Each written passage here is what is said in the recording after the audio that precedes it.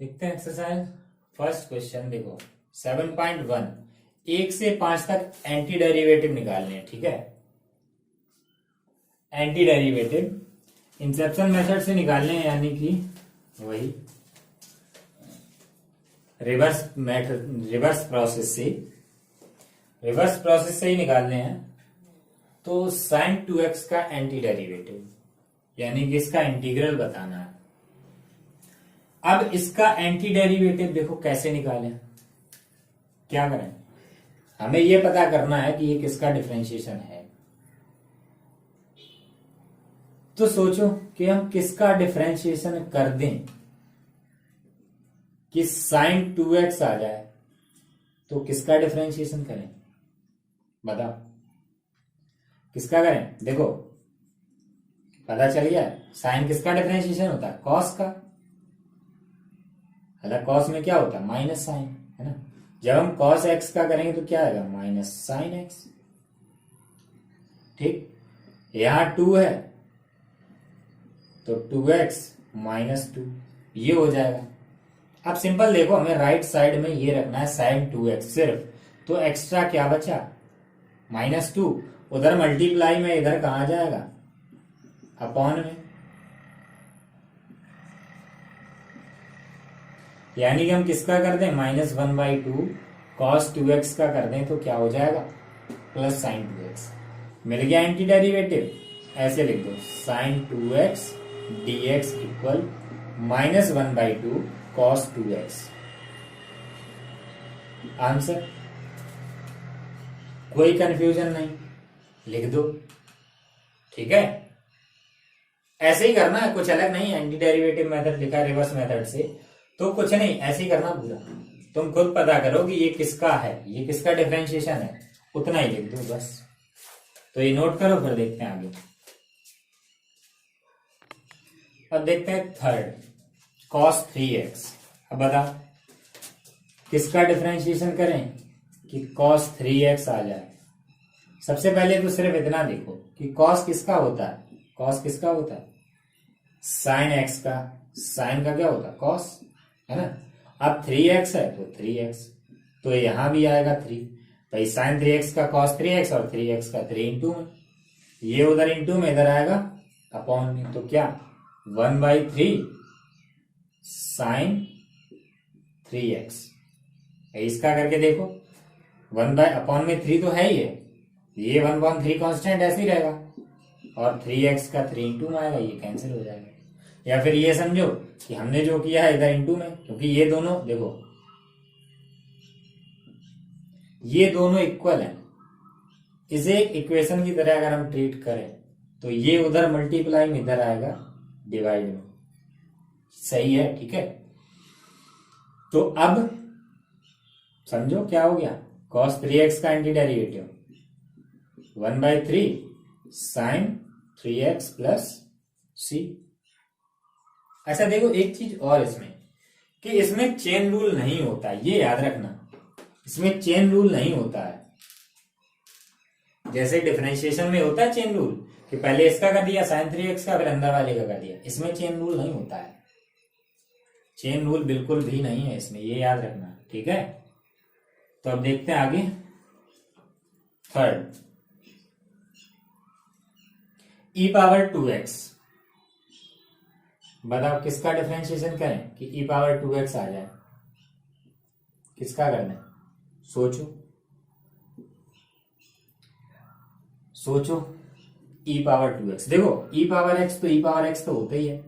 अगर हम e⁻2x का करेंगे डिफरेंशिएशन तो क्या आएगा, e⁻2x इंटू 2। यानी क्या, इधर e⁻2x करने के लिए क्या करना पड़ेगा हमें, इधर अपॉन में 2 कर दो, हो जाएगा। यानी कि 1/2 e⁻2x, तो ये क्या हो गया, 1/2 e⁻4। अब सोचो, ये तो पावर वाला यानी कि क्या, x⁻n का। अब किसका डिफरेंशिएशन करें कि ax प्लस बी का होल स्क्वायर। डिफरेंशिएशन में क्या होता है, पावर कम होती है, यानी कि पावर बढ़नी है, होल क्यूब, तभी तो पावर आगे और पावर में एक कम, स्क्वायर। और इसके बाद क्या होता है, इसके बाद क्या होता है कि हमें अंदर वाले का भी करना होता है। अंदर वाला भी क्या आएगा, इंटू में। भाई इसका डिफरेंशिएशन करेंगे, यही तो आएगा कि पहले पावर आगे, पावर में एक कम, तो 3 आगे, ऊपर 2, और फिर अंदर वाले का करो, ax का a, b का 0 हो गया। तो राइट साइड में सिर्फ ax प्लस b का होल स्क्वायर होने के लिए क्या होना चाहिए, 1/3a ax प्लस b का होल स्क्वायर, होल क्यूब, यही तो होना चाहिए। भाई इसका डिफरेंशिएशन ये करके देखो क्या आएगा कि 1/3a तो कांस्टेंट ऐसे ही रहेगा, और इसका पावर आगे, पावर में एक कम, और फिर अंदर वाले का ax का a, b का 0, ये कट जाएगा, सिर्फ यही तो बचा। यानी कि सिर्फ इसका एंटी डेरिवेटिव क्या आया, इसमें ऐसे लिख दो d/dx 1/3a ax plus b का होल क्यूब, इसके इक्वल क्या, ax प्लस b का whole square, integration of ax plus b का whole square dx equal 1/3a ax plus b का होल क्यूब। आंसर हो गया। तो ये नोट करें, फिर देखते हैं आगे। अब देखते हैं fifth question, sin 2x minus 4 की पावर 3x। देखो कोई प्रॉब्लम नहीं है, इसमें 2 लिखे, माइनस में लिखे, दोनों का अलग अलग देखना है। दोनों का अलग अलग देखना है तो sin 2x का, इसी के फर्स्ट क्वेश्चन में ही देखा था, पहले वाले में sin 2x का क्या था, 1/2 cos 2x, है ना। अलग अलग लिख दो भाई, क्या d/dx 1/2 cos 2x equal sin 2x, यानी कि integration sin 2x equal 1/2 dx, और लिखना cos 2x प्लस c। अब लिख दो 1, 2 अलग अलग लिख रहे, इसमें 1 लिख दो। अब देखो दूसरा 4e⁻3x, इसका एंटी डेरिवेटिव, डिफरेंशिएशन एक तो फिक्स है कि e⁻3x करेंगे तो आएगा e⁻3x इंटू 3। तो सिर्फ e⁻3x अगर हम देखें तो क्या, d/dx 1/3 e⁻3x, यही तो होगा।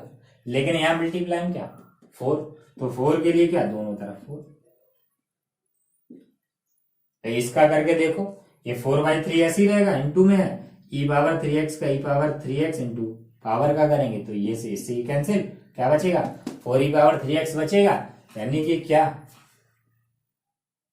ऐसे लिख दो d/dx 4/3 e⁻3x इक्वल 4e⁻3x, यानी कि इंटीग्रेशन क्या,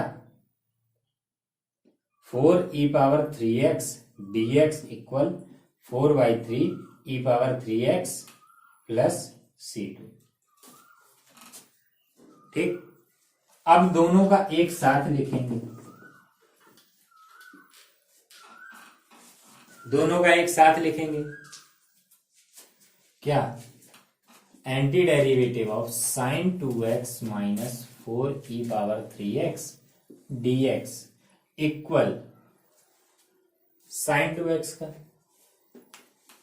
1/2 cos 2x प्लस c1, फिर माइनस, और 4e⁻3x का 4/3 e⁻3x। अब देखो चाहे माइनस c2 लिख दो चाहे प्लस c2 लिख दो, ठीक है, तो कोई फर्क नहीं पड़ेगा इससे।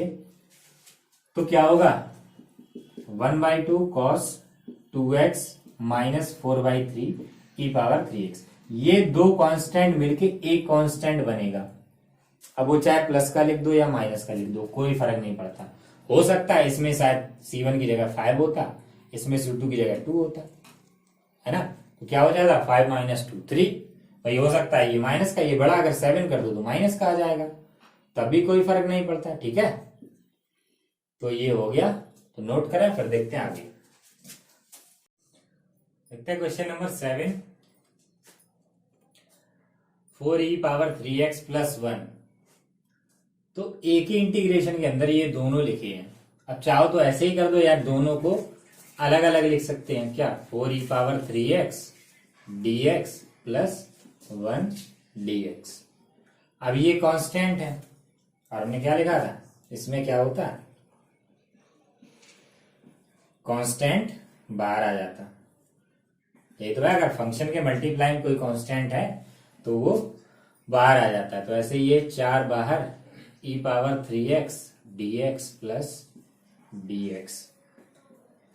तो ये 4 ऐसे। अब e⁻3x का देखो, इस तरह के क्वेश्चन जो है वो अगली एक्सरसाइज में है, ये एक ही इसमें रखा है। तो जो हमने पहले 5 किए हैं उसी में देखो, e⁻3x इसका एंटी डेरिवेटिव बताना है, यानी कि हम किस फंक्शन का डिफरेंशिएशन करें, ये इसका एंटी डेरिवेटिव बताना है। तो सोचो क्या आएगा, क्या होगा इसका एंटी डेरिवेटिव, e⁻3x अपॉन 3। जिसका एंटी डेरिवेटिव निकालना है तो उसमें यही होगा।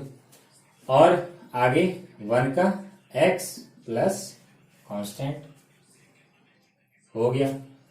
Hence the answer. So pause the video to note it down. Question number 7, इसमें एक ये ब्रैकेट और ये एक्स स्क्वायर दोनों प्रोडक्ट में लिखे हैं। देखो, इंटीग्रेशन में एक चीज ध्यान में रखो, कोशिश ये करो कि टर्म्स ज्यादा से ज्यादा सेपरेट हो जाए, जितने हो सके अलग अलग लिखो। इसमें अलग हो सकते हैं, इजिली हो जाएंगे। क्या करना है, सिर्फ ये एक्स स्क्वायर का मल्टीप्लाई अंदर कराओ तो क्या आएगा, एक्स स्क्वायर, और ये लिख दिया अलग, माइनस ये x square upon x square dx। ये कैंसिल हो जाएगा, एक्स स्क्वायर dx, और इधर क्या बचा, एक। इसमें कौन सा लगेगा, x की पावर n का क्या होता है, x power n plus 1 upon n plus 1। ठीक है, तो ये क्या हो जाएगा, एक्स स्क्वायर, 2 पावर है, एक ऐड करेंगे, n की जगह 2 है तो एक प्लस कर दो, और जो पावर में है वो अपॉन में लिख दो। माइनस 1 का क्या हुआ, x, और आगे एक कांस्टेंट, तो x³ upon 3 minus x plus c. Answer हो गया। अब देखते हैं 8, ये भी इजी है, इसमें तो सब अलग अलग लिखे हैं, बस एक ही इंटीग्रेशन के अंदर लिखे हैं। अब चाहो तो इन तीनों को पहले ऐसे अलग अलग लिख लो जैसे हमने इसमें लिखा, या डायरेक्ट यहीं से कर दो। अब ऐसे ही करेंगे तो देखो क्या होगा, जैसे डिफरेंशिएशन में कांस्टेंट जो है वही रहेगा, ऐसे प्रोडक्ट में मल्टीप्लाई में है तो ऐसे ही रहेगा। अब एक्स स्क्वायर का करना है, एक्स स्क्वायर का करेंगे तो कौन सा लगेगा, एक्स पावर एन का,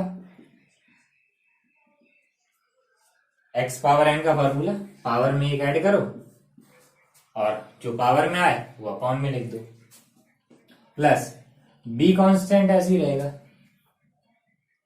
ठीक है, और एक्स का देखो, एक्स पे पावर कितनी, 1, तो क्या हो जाएगा, x power 1 plus 1 upon 1 plus 1 plus c, और देखो सी के इंटू में क्या, 1, और 1 का एक्स प्लस, अब देखो एक कांस्टेंट लिखेंगे लेकिन सी इसमें लिखा है इसलिए हम कुछ और लिख दो, तो लिख दिया C1। तो ये क्या हो गया, ax³ upon 3 plus bx² upon 2 plus cx plus C1। ये कांस्टेंट ऑफ इंटीग्रेशन है। ठीक है, ये C1 ये इस क्वेश्चन में लिखा था इसलिए अलग लिखा है इसमें, या अगर ये C नहीं लिखना तो D लिख दो, ऐसा लिख दो तब भी सही है। ठीक है, तो ये नोट करें, फिर देखते हैं आगे। देखते हैं क्वेश्चन नंबर 9, इसमें टर्म सेपरेट है पहले से ही, तो क्या, पहले एक्स स्क्वायर का भाई 2x² लिखेंगे, 2 कांस्टेंट बाहर आ जाएगा, plus e power x dx, तो 2x² का क्या हो जाएगा, पावर में एक ऐड करो और जो पावर में आए वो घटे अपॉन में लिख दो। क्या लिखेंगे, x पावर n का 2 प्लस 1 आएगा, x power 2 plus 1 upon 2 plus 1, तो यही डायरेक्टली लिख दिया। और e पावर x का इंटीग्रेशन क्या होता है, e पावर x और एक कांस्टेंट, हो गया। इतना इजी, पहली एक्सरसाइज बिल्कुल इजी है। अब सेकेंड देखो, इसमें होल स्क्वायर है, पावर है, टर्म सेपरेट करने पड़ेंगे। पहले इसको सॉल्व करो। सॉल्व करने के लिए क्या, होल स्क्वायर बोलेंगे। तो ये कौन सा, a माइनस बी का होल स्क्वायर, यानी क्या, a square plus b square minus 2ab, 2 root x into 1/√x dx। तो ये कैंसिल हो जाएगा। अब देखो इसका क्या आएगा, अब अलग अलग लिखेंगे तीनों, ये 1 2 3 तीनों अलग अलग। ये हो जाएगा x dx प्लस ये हो गया 1/x dx माइनस 2, यहाँ क्या बचा, ये दोनों तो कट ही गए, कैंसिल हो गए, क्या बचा 2 अंदर 1। तो इसका क्या हो जाएगा, x का पावर 1, तो 1 + 1 2/2। और log x का क्या, log mod x माइनस 2 और 1 का x। यहां कुछ नहीं लिखा, मतलब 1 है, ठीक है, लिखो, या सिर्फ dx लिखा रहने दो तो भी 1 होगा, और एक constant. Hence the answer, so pause the video to note it down। देखो क्वेश्चन नंबर 11 और 12 दोनों एक जैसे ही हैं। ये नीचे एक एक्स स्क्वायर लिखा, ऊपर 3 टर्म लिखे हैं। इसमें भी ऐसे ही, नीचे √x है। तो इन तीनों को अलग अलग करना है, तीनों को अलग अलग। तो कैसे करेंगे, अलग अलग अपॉन में लिख दो, ये x³ / x² plus 5x² x² minus 4/x² dx। अब देखते हैं क्या आएगा, इधर ये कैंसिल हो जाएगा, क्या बचेगा, x dx माइनस ये पूरा कैंसिल हो जाएगा, x², क्या बचेगा, सॉरी प्लस 5 कांस्टेंट बाहर लिख लो, अंदर सिर्फ dx माइनस ये 4 कांस्टेंट। अब देखो 1/x² का कैसे करेंगे, इसका अगर इंटीग्रेशन करना है तो कैसे करेंगे, देखो 1/x ये अलग होता है, इसके अलावा अगर कुछ भी पावर है तो हमेशा इसको ऊपर ले जाओ, तो इसमें लग जाएगा कौन सा, x की पावर n का, ठीक है। देखो इस वाले फॉर्मूले में x पावर n इंटीग्रेशन में x पावर n + 1/n + 1, इसमें क्या होता है, ये -1 नहीं होना चाहिए, -2 हो, -3 हो, या प्लस का कुछ भी हो, -1 नहीं होना चाहिए, ठीक है। तो यहाँ -2 है, इसलिए ये वाला फॉर्मूला इसमें अप्लाई हो जाएगा। तो देखते हैं x का क्या होगा, x पावर 2/2 प्लस 5, इधर 1 का x माइनस 4। अब देखो इसका x पावर n का लगाएंगे, तो पावर में 1 ऐड करो और जो पावर में आ जाए वो अपॉन में लिख दो, और एक कांस्टेंट लिखना। तो क्या हो जाएगा, x² / 2 प्लस 5x। अब देखो 4 अपॉन में क्या बचेगा, -1 माइनस माइनस प्लस, और इधर x पावर -1 अपॉन में जाएगी तो प्लस की प्लस c हो गया। ऐसे ही ये भी है, इसमें बस थोड़ा डिफरेंस है, पावर जो है वो फ्रैक्शन में आ जाएगी बस, और कुछ नहीं है। तो देखते हैं x³ / x पावर हाफ, ठीक है, रूट क्या होता है, हाफ पावर होती, plus 3x / x power half plus 4/x power half dx। तो अब क्या बचेगा,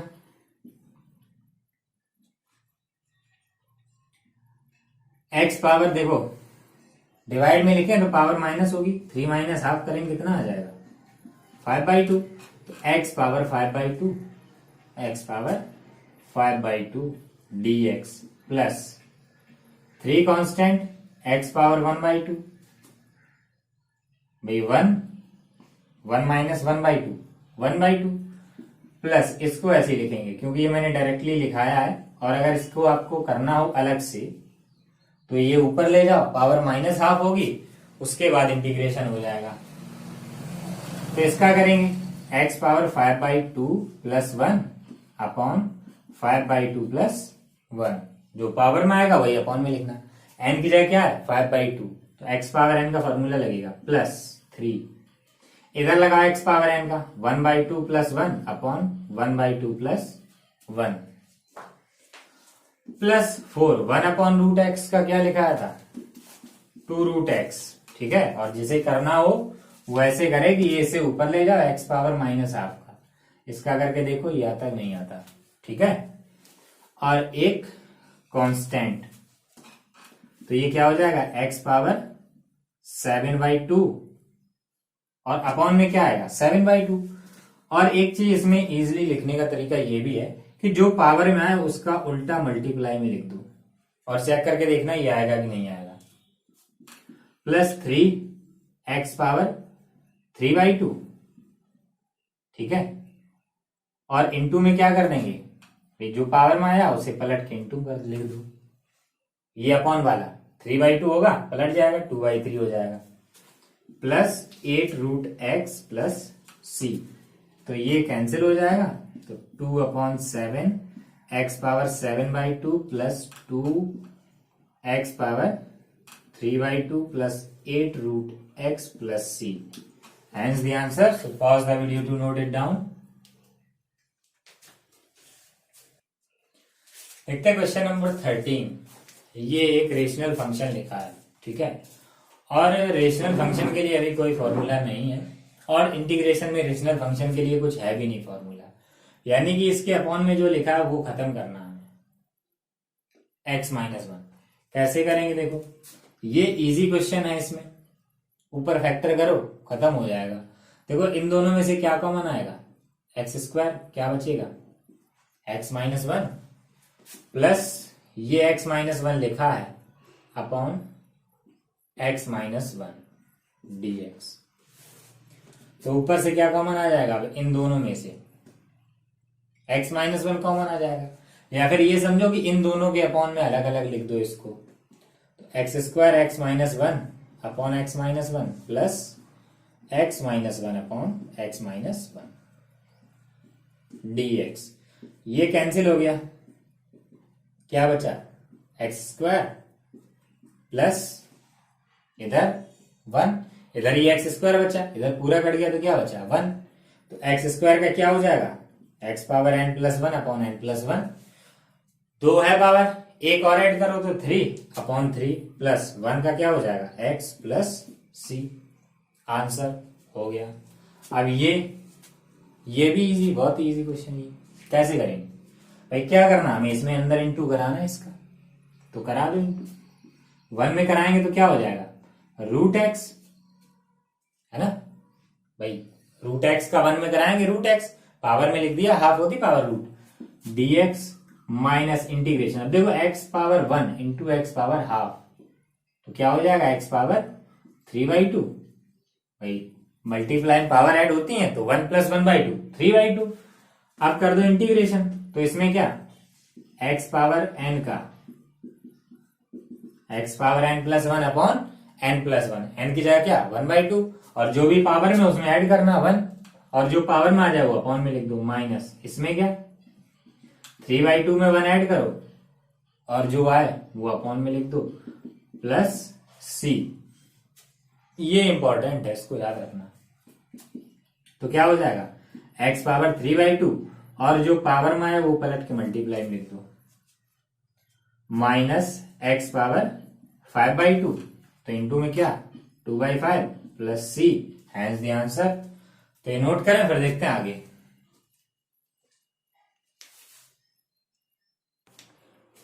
क्वेश्चन नंबर 15। देखो एक ब्रैकेट और बाहर लिखा √x, तो कैसे करेंगे इसको, इस √x का अंदर मल्टीप्लाई करा दो,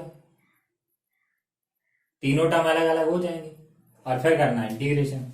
तो कराएंगे अंदर मल्टीप्लाई तो क्या हो जाएगा, देखो एक ही बार में लिख रहे, ये 3 कांस्टेंट बाहर रहेगा, x² into √x, x² into x power half, तो क्या हो जाएगा x पावर 5/2 dx प्लस ये 2 कांस्टेंट ऐसे ही रहेगा। अब x into x power half, इन दोनों का मल्टीप्लाई, भाई इसमें होगा इसका √x का, और रूट क्या होता है x पावर 1/2, भाई रूट क्या होता है हाफ पावर होती है, तो इसमें मल्टीप्लाई कराओ, तो x पावर 1 प्लस 1/2 तो कितना हो जाएगा x पावर 3/2 प्लस 3 dx। तो क्या हो जाएगा 3 x पावर 5/2 प्लस 1 क्या 7/2 x पावर 7/2 इंटू 2/7 एक ही बार में हो गया। देखो ये लाइन लिखो तो एक लाइन बढ़ाना है, देखो इससे कोई फर्क नहीं पड़ेगा, ये क्वेश्चन 1 नंबर का आएगा। अगर एक लाइन ये वाली गायब भी कर दो ना तब भी 1 नंबर मिलेगा, और नहीं करोगे तब भी 1 ही नंबर मिलेगा। तो 2x पावर, अब देखो 3/2 प्लस 1 कितना हो जाएगा 5/2 इंटू 2/5 प्लस 3x। भाई इधर क्या हो जाएगा इसका x, 3 लिखा पहले से, तो एक लाइन और इसमें क्या हो जाएगा 6/7 x power 7/2 plus 4/5 x power 5/2 5 plus 3x plus c, hence the answer. अब देखते हैं 16, ये तो बहुत ही इजी, तीनों को अलग अलग लिख लो। तो देखो क्या होगा, ये 2 अलग x dx minus 3 constant cos x dx plus ये e पावर x dx। तो 2 x का x पावर कितनी 1, तो 1 प्लस 1 2/2 माइनस 3। अब cos x का इंटीग्रेशन क्या होता है, देखो अगर cos x का डिफरेंशिएशन करेंगे तो होता है माइनस साइन x, ये याद में रखना। और अगर cos x का इंटीग्रेशन करेंगे, इंटीग्रेशन के फॉर्मूले याद करना, ये प्लस साइन x होता है, दोनों में सिर्फ माइनस का डिफरेंस होता है, ठीक है।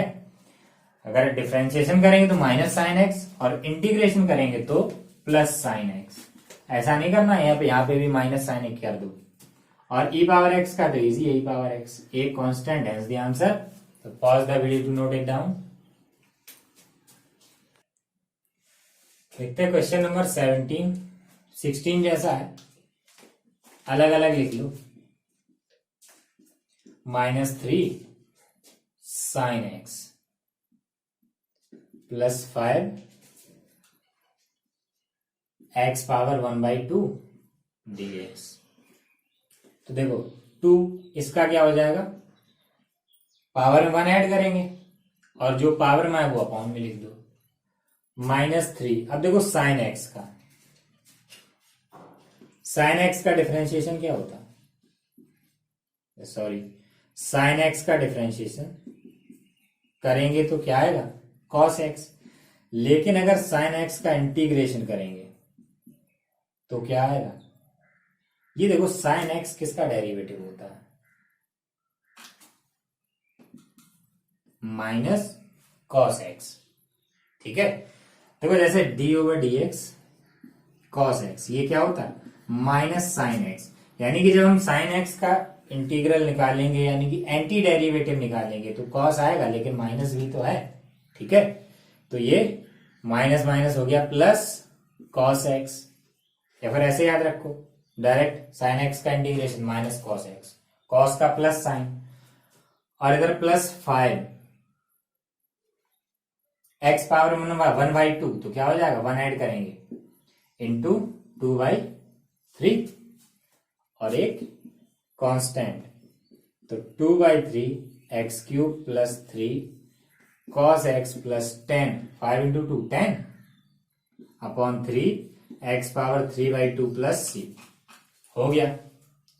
अब देखते हैं इसका, सबसे पहले तो देखो क्या करना है कि ये ब्रैकेट हटाना है, ब्रैकेट इंटीग्रेशन में ब्रैकेट कहीं भी आए तो ब्रैकेट ही हटाना है, यानी कि हमें अंदर मल्टीप्लाई करना है इसका, तो कर दो multiply. sec² x dx plus ये sec x ब्रैकेट में sec x प्लस 10x, तो इसका इसमें क्या हो जाएगा sec² x, और दूसरे में कराएंगे तो sec x into 10x dx।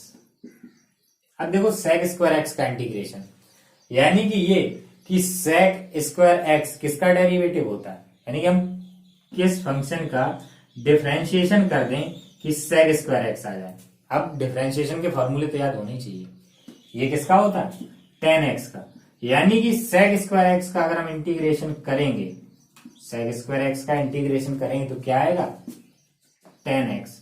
यानी कि सेक स्क्वायर एक्स का तो हो गया टेन एक्स। अब sec x into tan x का क्या होता है भाई, किस फंक्शन का होता है sec x into tan x, किसका करें कि आ जाए sec x into tan x, किसका होता है ये किसका डेरिवेटिव होता है, सेक एक्स का। यानी कि इसका इंटीग्रल क्या होगा, सेक एक्स और एक कांस्टेंट, आंसर। अब अगर आपको फॉर्मूले याद है तो ये क्वेश्चन बहुत इजी है, और पहली एक्सरसाइज तो बहुत इजी रखी है, तो ये नोट करें पर देखते हैं आगे। देखते हैं question number 19, sec square x upon cosec square x. तो सबसे पहले हमें क्या करना, अपॉन वाला हटाना। अब ये हटेगा नहीं, बस चेंज हो जाएगा। तो क्या हो जाएगा, देखो अपॉन में कॉसेक स्क्वायर, तो वन अपॉन कॉसेक क्या होता है, साइन स्क्वायर। अब देखो sine square x into sec square x, ये कुछ नहीं बनेगा। लेकिन हमें पता है कि अगर हम ऐसा कर लें तो ये क्या हो जाएगा, टेन हो जाएगा। ये था वन अपॉन कॉसेक क्या होता, साइन एक्स, और सेक एक्स क्या होता, वन अपॉन कॉस एक्स। यानी कि सेक जो ऊपर लिखा था वो हमने नीचे कर दिया, कॉस बन गया, जो पावर थी वो पावर, और कॉसेक नीचे था वो ऊपर कर दिया। तो ये क्या हो गया, टेन स्क्वायर एक्स। चलो टेन स्क्वायर एक्स हो गया। अब सोच में पड़ गया आप क्या करें, क्योंकि हमने टेन स्क्वायर एक्स तो देखा ही नहीं किसी का इंटीग्रेशन, किसी का भी डेरिवेटिव टेन स्क्वायर एक्स नहीं होता। ठीक, कोई बात नहीं, नहीं होता, लेकिन इससे रिलेटेड एक आइडेंटिटी है।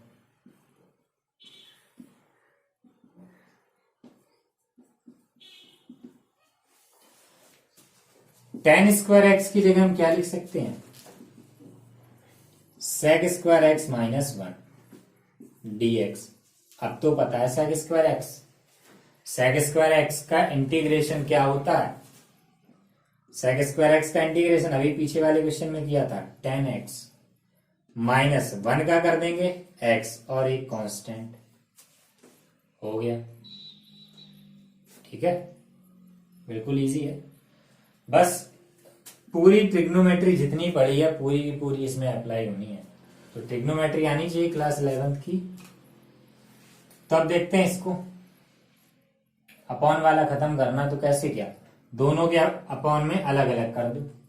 तो ये क्या, two upon cos square x d x minus three बार कर लो साइन एक्स अपॉन देखो कॉस स्क्वायर एक्स, ये कुछ नहीं बनेगा। लेकिन अगर हम इसको ऐसा लिख लें, cos x into cos x, भाई कॉस स्क्वायर एक्स ही तो है, हमने दो बार लिख लिया इसको, तो क्या हो जाएगा, ये देखो दो बार वन अपॉन कॉस क्या होता है, सेक स्क्वायर एक्स बन गया, इसका पता है टेन एक्स होता है, माइनस ये थ्री अलग रहेगा। अब देखो ये वन अपॉन कॉस क्या होगा, सेक एक्स, और sign x upon cos x क्या, टेन एक्स डी एक्स, दोनों मिल गए, इसका क्या होगा टेन एक्स। ये लगातार तीसरे क्वेश्चन में आया, 18 में भी आया था, 19 में भी है और 20 में भी आएगा, और ये भी था क्वेश्चन नंबर 18 में। तो इसका क्या होगा, सेक एक्स और एक कांस्टेंट, आंसर। तो pause the video to note it down. देखते हैं क्वेश्चन नंबर 21, इसका एंटी डेरिवेटिव बताना। एंटी डेरिवेटिव मतलब क्या, इंटीग्रल, यही तो बताना। ठीक है, तो इंटीग्रेशन कर दो, क्या हो जाएगा, ये x power half d x plus one upon root x d x. तो इसका क्या हो जाएगा, एक्स पावर 3/2 इंटू 2/3 प्लस इसका 2x पावर 1/2। देखो 2 रूट एक्स होगा इसका, लेकिन ऑप्शन जो है वो सिर्फ पावर में दिए हैं, तो 2 पावर 1/2 प्लस सी। तो देख लेना कौन सा मिल जाएगा इसमें, ऑप्शन सी। ठीक है, तो ये नोट करें, फिर देखते हैं लास्ट क्वेश्चन 22। अब देखते हैं क्वेश्चन नंबर 22। ये दिया गया D over D x F x, यानी कि एफ एक्स का डेरिवेटिव दिया गया, एफ एक्स का डेरिवेटिव दिया गया है ये, और F2 दिया गया 0, तो हमें एफ एक्स बताना है। तो देखो ये डेरिवेटिव दिया है। एक चीज याद रखना, कहीं भी अगर ऐसा हो कि इंटीग्रेशन और डिफरेंशिएशन एक ही फंक्शन पे दोनों एक साथ अप्लाई हों, एक बात और ध्यान में रखनी कि वेरिएबल सेम होना चाहिए, डेरिवेटिव भी एक्स के रेस्पेक्ट में और इंटीग्रल भी एक्स के रेस्पेक्ट में, तो दोनों ही हट जाएंगे, सिर्फ फंक्शन बचेगा।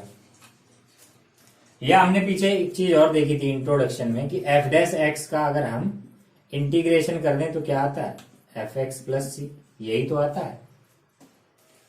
और देखो ये दिया गया इसमें D over D x F x, और ये क्या है, एफ डैश एक्स ही तो है, ये चीज यही तो है। अब या तो इसमें इस तरह से इसे यूज कर लो, या इस D over D x F x को एफ डैश एक्स लिखो और उसके बाद उसका इंटीग्रेशन करो, ठीक है, दोनों एक ही बात है। इसका अगर हम इंटीग्रेशन कर देंगे तो क्या आ जाएगा, एफ एक्स आ जाएगा। ये चीज आप लोग नोट करना क्योंकि इसका यूज होने वाला आगे, ठीक है, ये सब पूरा ही नोट कर लेना इसको। तो ये नोट करें, फिर देखते हैं इस क्वेश्चन को कैसे करेंगे इसको। अब देखो हमें एफ एक्स निकालना, तो हम इसका इंटीग्रेशन करेंगे, और इंटीग्रेशन दोनों side 4x cube minus 3 upon x power 4 dx, इधर बचा सिर्फ एफ एक्स।